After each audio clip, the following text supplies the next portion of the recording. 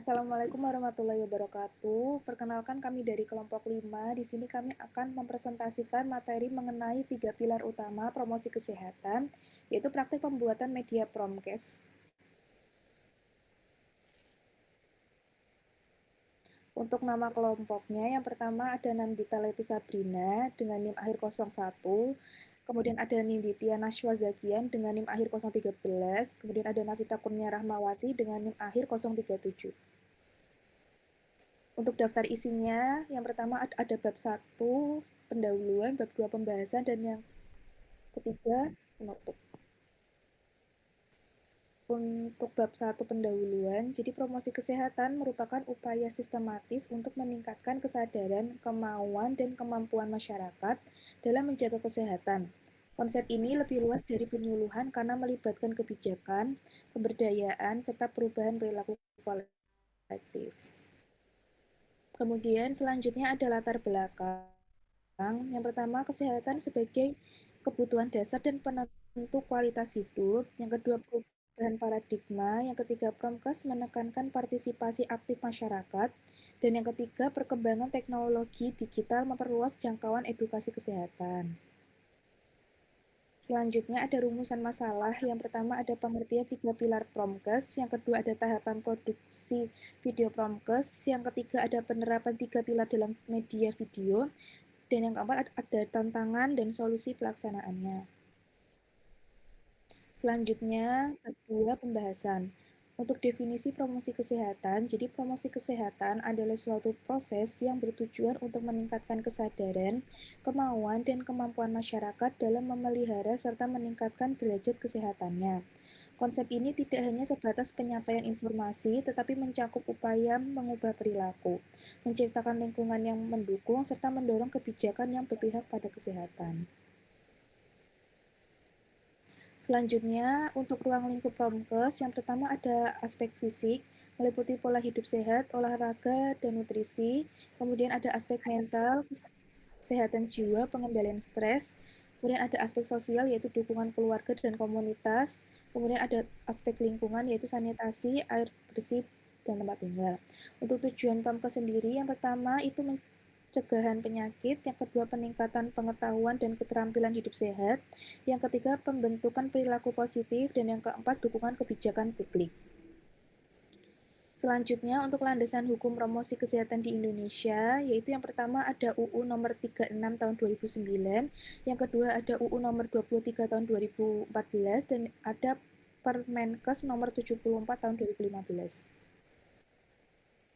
Selanjutnya untuk prinsip Promkes sendiri, yang pertama yaitu pengertian 3 pilar Promkes pemberdayaan, yaitu mendorong partisipasi dan kemandirian masyarakat.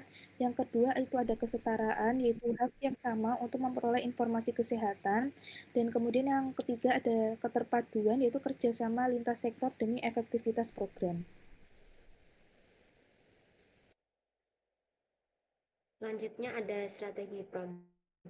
Yang pertama ada advokasi, yaitu upaya mempengaruhi dan meyakinkan para pembuat kebijakan, pemimpin atau pihak berwenang agar mendukung program kesehatan.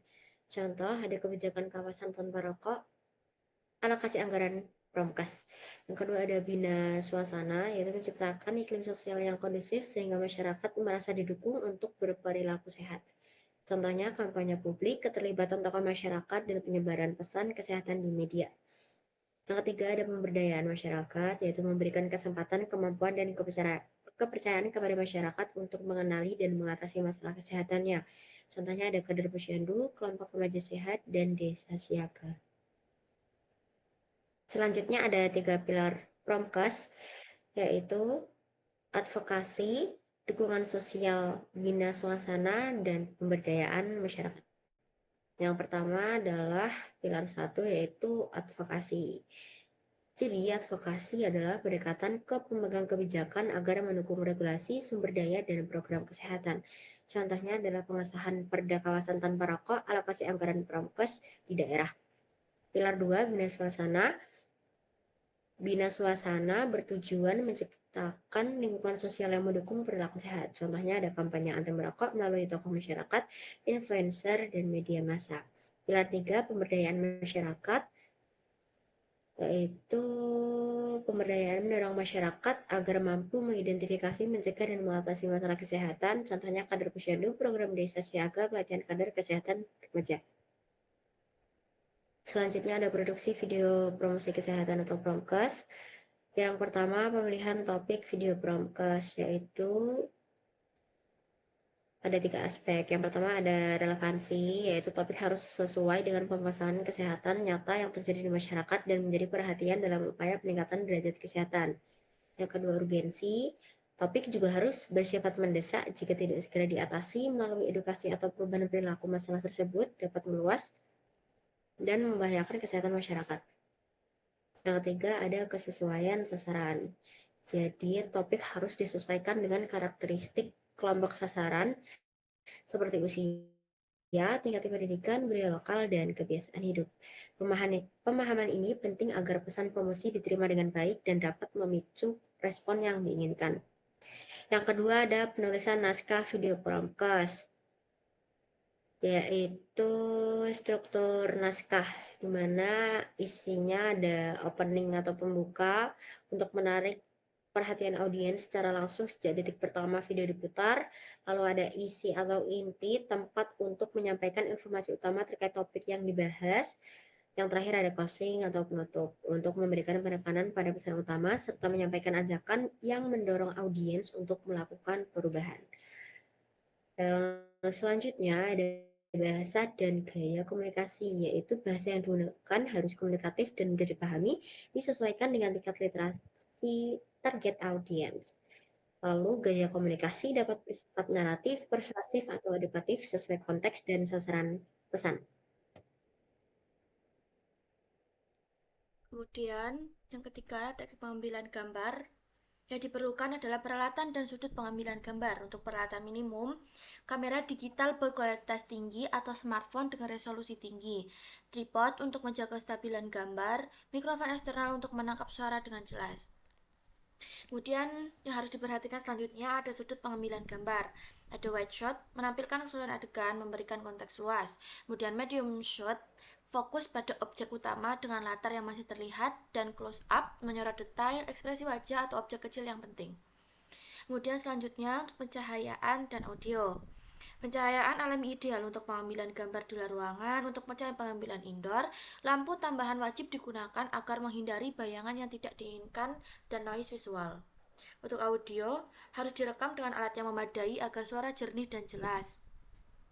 Perhatikan kebisingan latar karena dapat mengganggu pemahaman pesan oleh audiens. Untuk editing dasar, bertujuan untuk merangkai potongan-potongan gambar menjadi narasi visual yang utuh dan mudah dipahami. Next. Jenis-jenis media promosi kesehatan ada 3. Yang pertama, ada media elektronik, berupa televisi, radio, film, dan video. Kelebihannya menjangkau audiens lebih luas, kemudian kelemahannya biaya relatif tinggi dan perlu infrastruktur. Media promos yang kedua berupa media digital, bisa melalui Instagram, YouTube, dan WhatsApp. Kelebihannya, media promos digital lebih interaktif, biaya rendah, dan mudah diakses. Kelemahannya tergantung literasi digital dan akses internet yang luas. Kemudian media promos yang ketiga ada media promos cetak, berupa leaflet, brosur, poster, dan buklet. Kelebihannya murah dan mudah dibagikan. Kelemahannya cepat rusak dan daya tarik terbatas.